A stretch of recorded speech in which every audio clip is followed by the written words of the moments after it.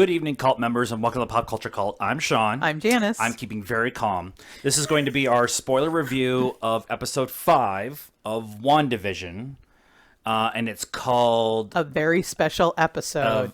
on a very special episode. On a very special episode. Sorry. Little Timmy finds out that he has AIDS from Walker Texas Ranger. Which is one of my favorite jokes. The side thing on Walker Texas Ranger with Chuck Norris. They had a very special episode where Timmy had AIDS, and Walker had to after school specials. yeah, it's super okay. Like I said, this is gonna be super spoilery. I don't know how you talk about this episode without talking about what is everything. There will be cursing here. I will try my best to bleep it out when in post. But our Lord and Savior, Kevin Feige, are you kidding me? Do we bury the lead or do we? Yeah, bury the lead. Okay. So we start off in a very 80s sitcom. Family Ties. We both thought Family Ties. Yeah. But I've seen Facts of Life. Oh, that's a good one. Or Facts of Life. Full House. It's kind of Full House. The problem with Full House is that you need two other guys. Well, to kind of and be. Full House was actually 90s. late 80s, early 90s. Yeah, I think that more with 90s. I think that was more with 90s Yeah, too. It was much more Family Ties. Facts of Life, Facts of Life, but that sort was of, like yeah. a bunch of girls. Yeah, it has that kind of that. I actually went and looked it up. It's the interior of the house that they're in that Wanda keeps changing. Looks a lot like the Family Ties. Yeah. And the font they use in the intro is very much the same way. Yep. And the intro for WandaVision, the show within the show, was very Family Ties-ish. Yeah. So I get that. I'm going with Family Ties. We're going with Family Ties. And if Michael J. Fox shows up as the super right-wing person, it would be amazing.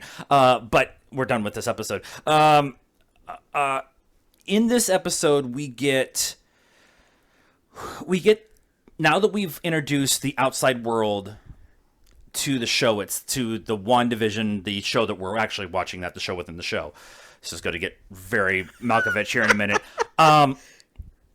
Them going back and forth I really like that now, because now you're invested in what's going on in the outside world and what's going on in the inside world, right, and stuff. Right. Because you also have the drama of Vision figuring stuff out inside the WandaVision show. Right. And the dome. Yeah, inside the dome. So let's talk about Vision's quest. I could not say it. Vision quest? Vision's starting to come to a realization. We've been talking about this over the last couple of weeks. He is self-aware inside this thing. But she keeps, like, damping that down. Yeah, right? and manipulating him in times and stuff. But then this episode, she's, like, letting it fly. Like, doing stuff in front of Agnes, and he's questioning that. Like, I thought we agreed you weren't going to, show anybody your powers. Right. She's like, she wasn't looking, and the Agnes kids are just growing in front of Agnes, and they're aging out, which is also Wanda, right? Well, they kind of talk about how everything inside, with Monica out and them trying to figure out what's going on the outside of the dome, and Monica working that way. She asked the question. Somebody asked the question. It might have been Jimmy. Everything that's inside is being manipulated and physically changed by Wanda. Right. But the children but not created are they were created. They weren't already something that was in this town. Right. And so so are they physical manifestations of what Wanda wants? Yeah. Or are they actually pieces of Mephisto, which is what they do in the comics? Right. They are physical pieces of him that are used to suck the life energy, the force out of Wanda, kind of thing. I kind of don't I know, internet, don't hate me, but I kind of don't feel like that's what they're doing. No, I don't think so kind of either. don't feel like the Mephisto story is the way that they're going. Yeah. They're using pieces of it with the twins and Right, with her right, kind of right. losing it over something. But for me, at this point, and Right. my opinion could change. We have 4 episodes left Yeah, after this in one. the next so episode. But right now, I feel like they are not actually real. And this is the life she wanted, although we're still at the what happened between Tony's funeral and 2 weeks later Right, that right. has pushed her so far over the edge. I mean, she was dealing with it. Vision's been dead for a while. Now she just got snapped back, but Right. she still had some time, at least maybe a week or so so start the grieving process. and she was fine at the funeral, and she was fine talking to Hawkeye on about them all being gone. So Right. something has pushed her farther over the edge, but I think that the kids are the one thing that aren't real. aren't real. Okay, that would make a lot of sense because although I feel that the kids are self-aware because they make a point of showing it multiple times that they themselves control their aging up process. Which could be her, Right. because she's created them, and so that's a they're good point too. So I just like the concept of what was going on with Wanda, and her controlling everything was the central point of this episode. Right. Like this was the episode where they came right out and said she is controlling everything. right, and Vision, like we said in last week's episode, she's brought Vision's dead body Yeah. into her world and reanimated him, and now he's like, what's going on? Right. God, there's so much in this episode. With the understanding that Wanda is controlling everything inside the dome, they tried to contact her with a drone from the 80s. Now, I don't remember drones from the 80s. I don't either. I was like, we had drones in the 80s, but maybe it was one of those top secret. Yeah, sure, whatever. 80s And Monica Reagan tries era. to contact her with the drone, just saying, "Hey, I want to talk. We just want to, do whatever." Yep. And something like the show within the show, Wanda has it framed like it's just them in front of the house. Yeah. And then they're actually able to see through the camera and stuff Right. like that. And I love the fact that director Tyler Hayward, he I know this is from the 80s, but can we get the definition better? Which is like a direct shot of how drone footage that we always saw on the news was always like super Yep. grainy. We weren't really Yep. sure what was going on and But stuff. the drone footage was in black and white until Wanda's eyes started glowing, and then And then it was red. Yeah. Yeah. So that was very interesting. Then there's a breach at the dome. They all rush out. So we're thinking it's somebody's been ejected or the Right. drone comes back, and it's Wanda. Yep. In her Scarlet Witch outfit. Yep. Her MCU one, which we have to say that because the comic version is coming. We know yeah. that from the trailers. Yeah.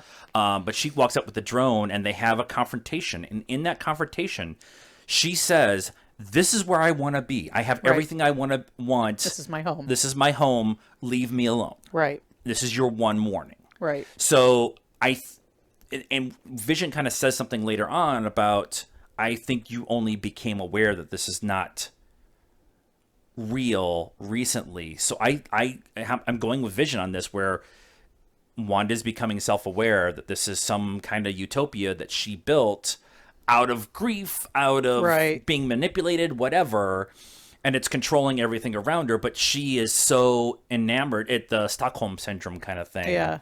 Where she's so enamored with this utopia that she's built for herself and Vision, that she's now going to fight for it. And she's going to, continue the charade Right. on. Right. So a couple things I wanted to touch on as you were talking. So director Tyler Hayward. Director Hayward Yeah. is not a good guy. He's a bad guy. He is definitely a bad guy. He's the outside the dome bad guy. Yes. And he asked Jimmy, right? Jimmy Woo. Yeah, yeah. He asked him multiple times if Wanda had a name, A code name, a yeah, code name. yeah. And he was like, nope. And he's like, are you sure? And he's like, nope, she didn't have a code name. Well, she totally has a code name, Scarlet but Witch. it's never said in. I don't think it's ever said in the MCU. Scarlet Does Witch. everybody always call her Wanda? Everybody ever calls her Wanda. Okay. Because I think. Don't quote me on this, but I'm like 75% sure. Because Wanda and Quicksilver were mutants, and the name of mutant and the stuff that goes around mutants was owned by Fox. Right. They could only call them Wanda and Pietro. Right. And just right. look at their cool powers, and aren't these? Yes, they could. They were. They were enhanced in Ultron. Right. But they weren't called mutants, and then they created Inhumans for Agents of S.H.I.E.L.D. But then, so that whole she didn't have a code name can go back to what happens at the end. Yes. When so let's just get into it. Because there's a ton of things, but we can okay. My husband's gonna need a moment. Okay. We have been told over and over and over and over and over again that the Fox mutant X-Men universe has zero ties to the MCU because of real-world contracts. Right. Like I just said, everything that was mutant and X-Men or adjacent or whatever was Fox properties. Right. And they weren't willing to play like Sony was. Right. They did play a little bit and allowed them to use Quicksilver. But they couldn't call him They couldn't call him Quicksilver. That's how we got the Maximoffs, right. like all that kind of stuff. So with all of that going on, this episode, there's a scene when they find the twins find a puppy, and the puppy ends up dying or whatever, and they try to convince Wanda to bring the puppy back. Because you can bring people back. This is kind of, again, pointing the spotlight on her that this is your universe. You can do what you want. Yeah. And later in the episode, the Wandavision show, in the show within the show, starts to end with the rolling credits while Vision and Wanda are arguing. Yeah. And Vision kind of cuts an end to that. Cuts the Vision is the one who kind of ends the credits from stopping when they go to the other room. The credits are running when they're in the kitchen. They go in the other room. They stop as soon as Vision directly addresses Wanda and what's going on. Oh, did they? I didn't really realize that the credits stopped. But... Yeah, the credits stopped, and they both kind of float and fly or whatever. Yeah. And they're having an argument, and they're having. Vision is trying his best to try to get to Wanda and explain to her, you're controlling this. Yeah. You need to do everything. You're even subconsciously you're doing it, and there's a knock at the door, and Vision's like, you did this, and she's like, no, I didn't. Right. And then there's a knock at the door, and we were like, the first thing I said, if it was Agnes, she would knock and walk through the door. Walked in. Which is what neighbors do in small towns like this. And she did that earlier in the episode. And with the doghouse. She goes, Wanda goes to the door and opens the door, and they draw it out for 20 minutes. And she opens the door and goes slack-jawed. They go to base camp outside, and Darcy starts watching the show again while all this stuff is going on. And then they go back, and they do an over-the-shoulder shot of the person outside, and they pan back, and he's got silver hair. Yep. Okay, so it's Quicksilver. Okay, cool. We got Quicksilver. And it's amazing. Did they bring Aaron Taylor Jones in? Because Aaron Taylor Johnson. Aaron Taylor Johnson. Because we've known all week, they've been saying, I mean, even people in the show have been saying there's going to be a very special guest. Right. For the very special episode. Right. And they have this long drawn out, over the shoulder, whatever. And then Darcy says she recast Petro. Petro, yeah. And they go back inside the show within the show, and it's Evan Peters, who plays Quicksilver in the Fox X-Men universe, Days of Future Past, like Apocalypse, like, okay.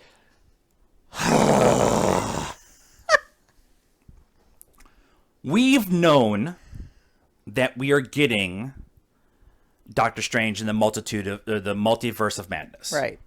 We also know, with pretty good accuracy, that Spider-Man 3 with Tom Holland is also going to deal with the concept of the multiverse. Okay.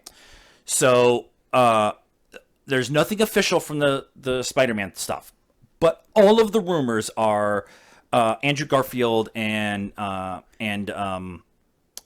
Tobey Maguire are coming back as Spider-Man. Yep. And Jamie Foxx is coming back as Electro, like Doc Ock. Doc Ock. So we're getting the kind of like in the Spider-Verse, the Spider-Verse, the animated where one, all the Spider-Men pigs from the different universes show up yeah. and stuff. Yeah. And so you bring Evan Peters specifically to play Quicksilver in a show where Quicksilver in this universe is dead. Right. But Quicksilver, for all intents and purposes, is her brother. Right. They talked about him multiple times in the show. And every time they've talked about him, I've felt as a use of a tool to point the spotlight on Wanda that this world isn't real. Right. And I never expected this is the person they were going to bring in. This was their Luke Skywalker moment. Right. That was what they said too. Who was that said? It was Elizabeth Olsen who said we have a Luke Skywalker appearance. Right. That's going to happen at some point in time. That came out like Monday or Tuesday, and so there was a lot of like, it's going to be Tony Stark, and or it's going to be. It can't be Tony because he's dead. It's going to be old. It's going to be old Cap showing up, and he goes into the dome, and he's young Cap because we've heard these rumors that Chris Evans is coming back and playing Steve Rogers at some point in time, and so there was like all these like different things, and somebody said, what if it's Magneto? What if it's a version of Magneto coming in, and like dads come in to kind of put her in her place and whatever. But with Petro showing up from a different universe, it opens up. You've now thrown the doors of the multiverse open. Even if it is just a manifestation of herself that she is doing, like she did with the twins. Even if it's that, it still opens up storytelling-wise the multiverse. Right. I mean, yeah, we could go on for... And they laid it out earlier, too, with the whole concept of Monica's outfit. Her pants were 80% Teflon. So Kevlar, sorry. Teflon would work, too. But the idea that that Wanda is actually manipulating stuff and physically changing stuff. Yeah. So... Well, but her... clothes being Kevlar, she was wearing a Kevlar vest when she went through. Right. So Pietro is, if what I'm thinking about the twins is correct, Pietro is like them.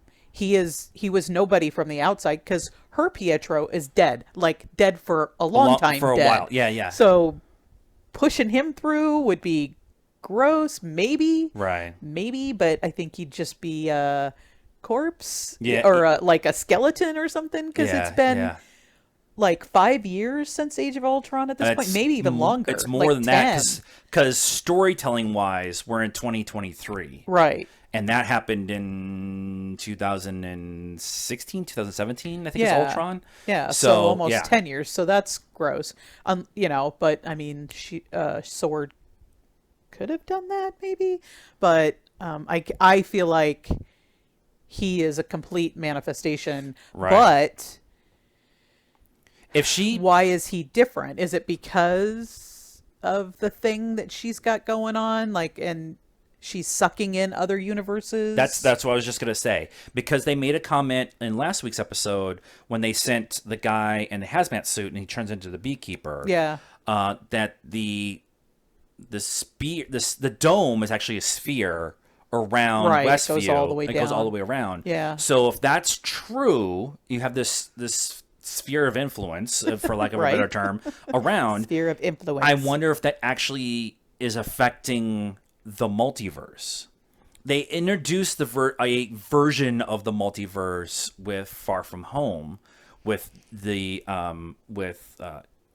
Mysterio, right? Even though he wasn't really, spoilers for a movie that's 4 years old, he wasn't really from a different verse. They did point out that this is Earth 616. That was I was from Earth 612 or whatever it was, and Doctor Strange goes into the multiverse stuff like that. So if she opens this, if she's using all this energy, she is the strongest.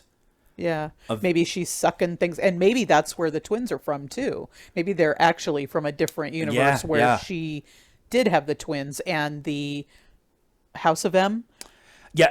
Yes, the House actually of M happened. Right. That version of things actually happened, which that would be interesting if they get to episode 7 or 8 or whatever, and they peak. The sword agents on the outside are able to start, because of the signal, the TV signal. Yeah. They're able to peek into other universes, and we see a House of M with Magneto as King of Earth, and the twins, and like that kind of stuff. Like that would be really interesting, just to throw it in there, because it feels like at this point in time, I'm not going to say it for sure, but I feel, or maybe I'm just projecting, that this is the way that they're going to bring the mutants into the MCU. Yeah, I mean, I think I've heard that. That's been one of the major thought processes, fan theories, whatever. It's definitely a bridge, right? From the old MCU, the Avengers MCU, into the new Avengers, the mutants. It's definitely phase 4. It's definitely a bridge. Yeah. And Feige has said it's going to get weird. Yeah. And so it when they ended with Endgame, it was a season finale of 23 movies, right? Yeah. Yep. And then the epilogue episode was Far From Home. Yep. So now with this new start, the prelude was supposed to be Black Widow. And so that was supposed to be the first one back to kind of do a prelude for, season 2 of the MCU. A palate cleanser. Right. And then Falcon and Winter Soldier was supposed to be first. And then this was supposed to be third. So you have the connection of Black Widow and Falcon and Winter Soldier, the gap to the old stuff, the old phase. Yeah. And then the new phase, you have these two characters who connect, and you bridge them to what we're doing forward. Black Widow and Falcon and Winter Soldier are connected, and so that's why they were like, we can move WandaVision and put those two over here, but they've got the two of them have to kind of move around together. Work around each other, because I think the new date for Black Widow is like May, and then March. When is Falcon and Winter Soldier? 2 weeks after WandaVision is over, so it'll be second week in March, I think, is when it was. So, those two are obviously together. With this, it's definitely building that bridge to go forward into whatever Phase 4 was with the Eternals, with some of the shows that are coming, with like Moon Knight and She-Hulk and all that kind of stuff. And it's also, we also know that we're getting Blade. We're also getting Fantastic Four has been talked about, so we know all that's coming. Oh, by the way, we have Black Panther 2, which is, I don't know how they're going to do that either. So, but what they did in this episode by not kicking the door open, like, for me, it's the physically her opening the door to the X-Men universe. Yeah. And it was, okay, and then you bring in, of course, the guy who would be there first, Quicksilver coming in. Right. And so, like, just that concept is so good. The only other thing that I want to talk about, there's a ton of stuff in this episode. I love that these are 34-minute episodes. Yeah, and our reactions are just about as long. And they're just stacked with stuff. Yeah, so much stuff. And there's all these clues and stuff that are going on in the background. That's where I was going. Okay. So the commercial. So after... the dog, right? It was after she went out into the real world and told them to stay out. Okay. They come back to the show. They come she goes back, builds this different outside. Like the shimmer is different. It's like more red, like more of it's like a proper security thing. You're whatever. not letting anything else in. And so she goes in, and they cut to commercial, and it's about Lagos paper towels. Right. And they kept showing, the first couple of things they show is little kids dumping over red juice. Yeah. And then the husband dumping over a beer and stuff. And it's always Lagos is the one or whatever. Right. For cleaning up the messes that you don't intend to make. I think is the line that they use. Which is a direct reference to her stopping the explosion around Captain America in, is that Civil War? In Civil War. Yes. And that's the opening scene. Yeah. And Crossbones is there, and he goes to try to blow himself up, and she stops the explosion and then throws it at a building, and then the building explodes. And they kill a bunch of innocent people. Right. So that is the mess that is made in Lagos. And Lagos is the paper towel. So all the commercials have been... Lagos the city? Is the city, yes. I figured it out, like, right at the end of the commercial. So every commercial that they've actually done, they've had a commercial in every episode, except for the one where they're in the real world or whatever. But the commercial... They actually even said something early on, like, I really like the commercials in this show, too, or whatever. But every commercial has been something directly involved with something that dramatically affected Wanda's life. Right. It was the toaster bomb ticking with Stark on the side of it. It was the Stryker watch. Well, the toaster looks like Vision. And yes, it has the red dot and it looks like a face. Right, but it was ticking like the Stark ticking bomb. Time bomb. Right, and then you have the watch, Strucker. The Strucker. You have the soap. That's the one I haven't been able to figure out yet. And Lagos, the paper towel. Right. And so everything has been something directly. I think maybe that's what I have to go watch the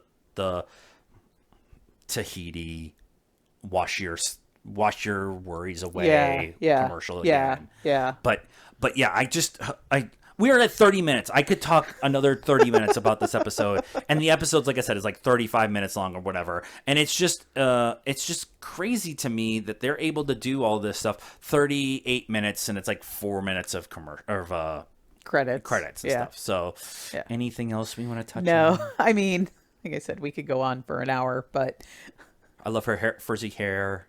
Yes, it was very 80s. I was feeling a lot of Vision's his real world, not his robotic self, but his Paul Bettany self. Yeah, with the really bad. I don't remember anybody working in an office with that. Oh, I know what we didn't talk about. Vision.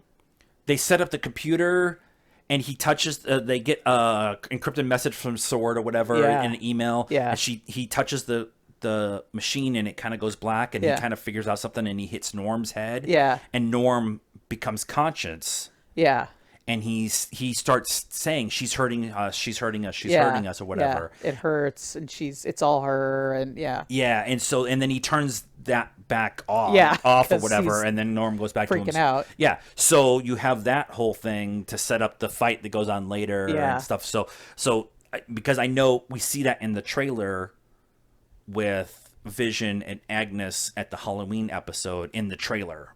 She touches her head, and she says in the trailer, "Am I dead? Am I dead?" Yeah. Because you are, kind of thing. And so that was a really important part that he actually figured out he can do that in this episode, and that also leads to him figuring out we need shots. So what did you guys think of this episode? Our reaction, review, speculation of it on a very special episode of WandaVision. Let us know in the comments down below. Please be nice. Like we said, we don't know the comics directly. We're learning as we go along. We're coming at it from the MCU and now Fox Marvel Universe. Yay. Let us know in the comments down below. Like this video, subscribe to the channel, hit the bell for notification, and follow us on all the social media stuff, Facebook, Instagram, Twitter. And until next time, cult members, good afternoon, good evening, and oh my god,